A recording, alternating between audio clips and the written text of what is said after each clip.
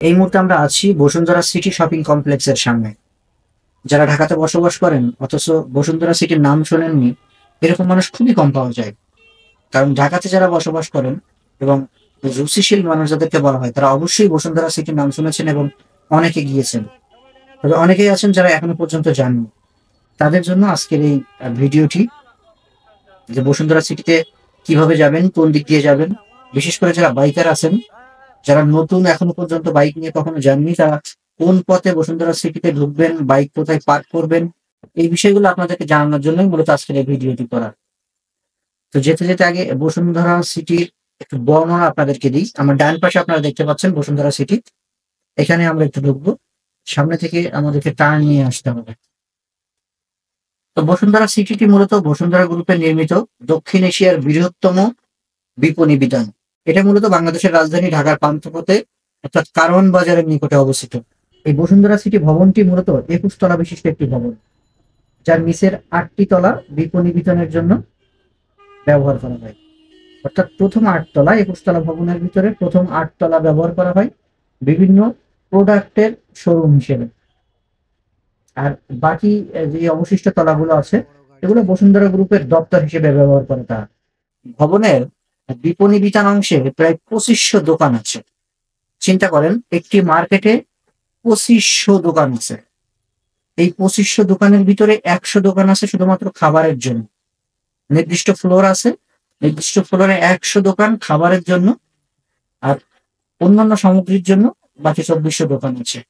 মাটির নিচে বা বেসমেন্ট লেভেলে অবস্থিত আছে একটি বড় শরীরচর্চা কেন্দ্র, মানে যেটাকে বলা হয় জিম। এটা মাটির নিচে বেসমেন্টে অবস্থিত। একটি মাল্টিপ্লেক্স সিনেমা হল আছে ও এর উপরতলাতে শিশুদের জন্য বিনোদন কেন্দ্র সহ একটি খাবারের রেস্তোরাঁ আছে। ছাদে বাগান সহ সম্পূর্ণ শিক্ষক নিয়ন্ত্রিত এই বিপণী বিতানটি ঢাকা মহানগরীর আধুনিকায়নের অন্যতম প্রতীক হিসেবে দাঁড়িয়ে আছে। চিন্তা করে দেখেন, প্রায় ২৫,০০০ লোক প্রতিদিন এই বিপণী বিতান পরিদর্শন করে।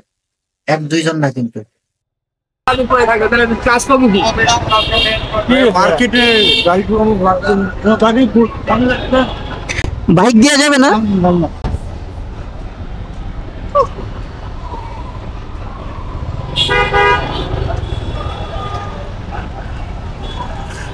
চিন্তা করেন, বসুন্ধরা শপিং কমপ্লেক্সের পার্কিং ফুল। এই যে অবস্থা, পার্কিং ফুল। এই যে সিরিয়াল দেখছেন, পুরোটা হচ্ছে বসুন্ধরা শপিং কমপ্লেক্সের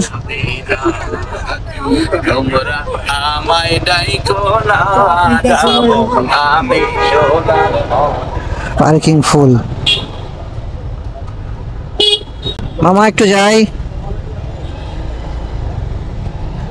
বড় গাড়ি ঢোকার জায়গা নাই, পার্কিং ফুল করে দিয়েছে। চিন্তা করেন, মোবাইল আছে, মোবাইলের অ্যাক্সেসরিজ আছে, শপিং মল আছে, অনেক কিছু আছে।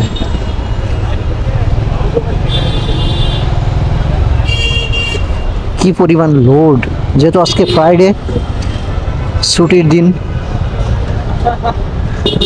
আর যেহেতু এটা আধুনিকায়ন স্টাইলে তৈরি করা এই মলটি বসুন্ধরা গ্রুপের দক্ষিণ এশিয়ার ভিতরে, উইকিপিডিয়াতে যেটা লিখছে যে দক্ষিণ এশিয়ার ভিতরে সবচেয়ে বড় শপিং মল।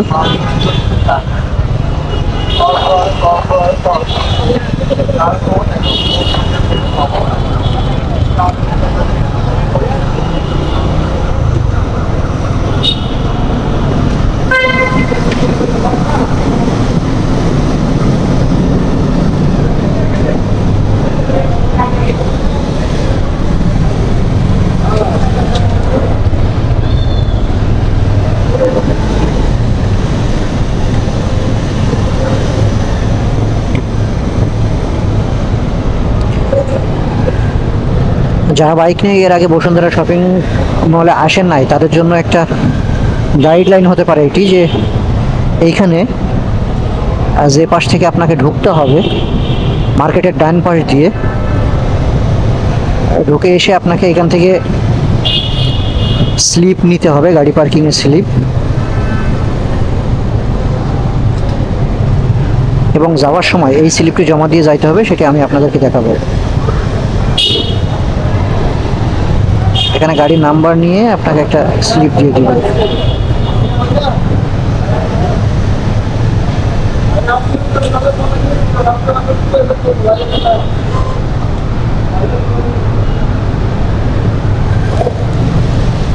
এই যে স্লিপটি নিয়ে এখন পার্কিং এর দিকে আমাদেরকে এগিয়ে যেতে হবে। পার্কিং এর দিকে যাচ্ছি। আপনার লেখা আছে যে পার্কিং ফুল, অর্থাৎ বড় গাড়ি এখানে ঢুকতে পারবে না। দেখেন অবস্থা। এটা বেসমেন্ট 1 এবং বেসমেন্ট 2, দুইটা বেসমেন্ট, কিন্তু এগুলো সব হচ্ছে সাইকেল, সব সাইকেল।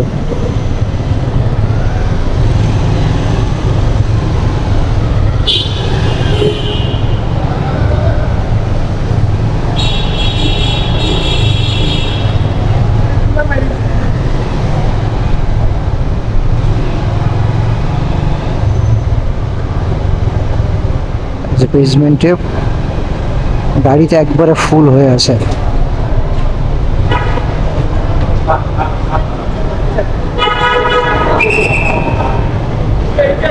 বাইক নিচে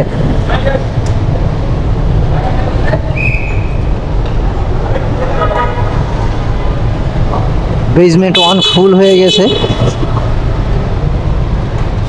বেসমেন্ট 1-এ বাইক রাখার পর্যন্ত জায়গা নাই, চিন্তা করে দেখেন। এই যে বেসমেন্ট 2, এটা একটুখানি জায়গা দিলে চলে যেতাম।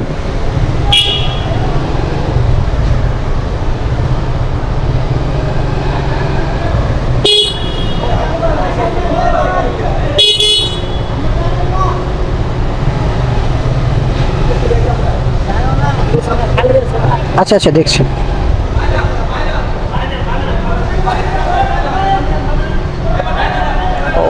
এই পাশে ঢুকতে হবে। চিন্তা করেন, বেসমেন্ট 2ও ফুল।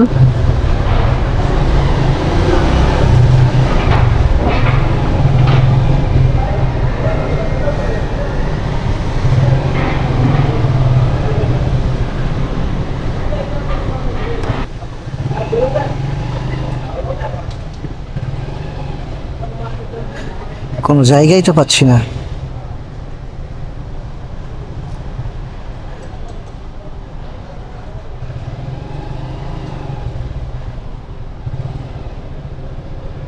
এমন ভাবে গাড়িগুলো পার্ক করছে, কোনো স্পেস দেখছি না। বাইকে বের হবেন? আচ্ছা আচ্ছা,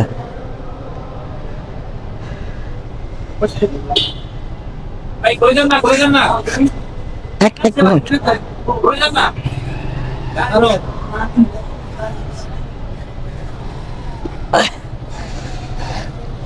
যান, একটা ফাঁকা স্পেস পেয়েছি, ভাই বের করবে, এখানে আমাকে ঢুকাইতে হবে। তো মূলত কাজ শেষ। যে কাজে এসেছিলাম বসুন্ধরা কমপ্লেক্সে, সে কাজ শেষ করেছি। মূলত একটি মোবাইল কিনতে এসেছিলাম, মোবাইলটি কেনা শেষ, এখন বের হওয়ার পালা। তো কিভাবে বের হতে হবে এবং কোথায় সেই স্লিপ জমা দিতে হবে, চলুন সেই বিষয়টি আপনাদেরকে একটু দেখাই। আমি ছিলাম বেসমেন্ট 2-তে, বেসমেন্ট 2 থেকে বেসমেন্ট 1-এ উঠলাম। 1-এ উঠে মার্কেটের বাম সাইড দিয়ে বের হতে হবে আপনাকে। তো এই যে সিরিয়াল আছে, গাড়ি সিরিয়ালে গাড়ি বের হচ্ছে, প্রাইভেট কার সাথে বাইকও আছে। প্রাইভেট কারের একটা সিরিয়াল যেটা ডান পাশ দিয়ে, এবং বাইকের সিরিয়ালটা বাম পাশ দিয়ে। মূলত এই যে বাইক গুলা এগিয়ে যাচ্ছে, তার পিছে পিছে আমি যাচ্ছি। সামনেই মূলত সেই স্লিপ জমা নেয়, ক্যাশ কাউন্টার যেটাকে বলা হয়। ওখানে টাকা দিয়ে তারপরে বাইক গুলাকে পাস করতে হবে। এখানে মূলত সিস্টেমটা হচ্ছে, আপনাকে প্রথমে ঢোকার সময় অর্থাৎ এন্ট্রি নেওয়ার সময় আপনাকে একটা স্লিপ দিয়েছিল।